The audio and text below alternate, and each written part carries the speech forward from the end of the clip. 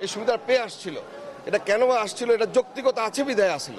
বিগত ফ্যাসিস্ট সরকার সেটাকে যেভাবে গৃহীত করেছিল তার প্রতিবাদে দীর্ঘদিন ধরে আলোচনা চলছে। আপনারা জানেন, পর্যায়ক্রমে ধারাবাহিকভাবে আলোচনা চলছিল, আলোচনার টেবিলে ছিলাম আমরা। সেই টেবিল থেকে আজকে বাধ্য হয়ে শ্রমিকরা ঐক্যজোটভাবে আজকে এই অবস্থানে আসছে। যদি দাবি না মানা হয় ততক্ষণ পর্যন্ত আমাদের আন্দোলন চলবে। আমরা এখনো পর্যন্ত ওরকম কোনো আশ্বাস পাই নাই। আর যেটা মিডিয়াতে বা বিভিন্ন মাধ্যমে বলা হচ্ছে, আমাদের আশ্বাস মেনে নেওয়ার পরেও আমরা আন্দোলন চালিয়ে যাচ্ছি, এটা সম্পূর্ণ ভিত্তিহীন এবং আমূলক। আমরা যে আন্দোলনের যে দাবির জন্য আমরা আজকে এখানে দাঁড়াইছি, আমরা দাবি আদায় হলে আমরা এখানে কেন থাকবো?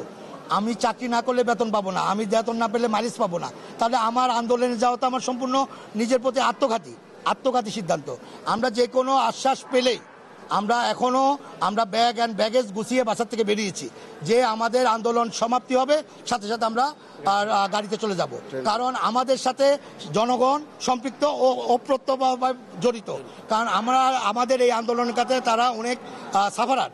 আমরা চাই না তাদেরকে এই সাফারিংটা আর দীর্ঘায়িত হোক, এটা আমরা চাই না।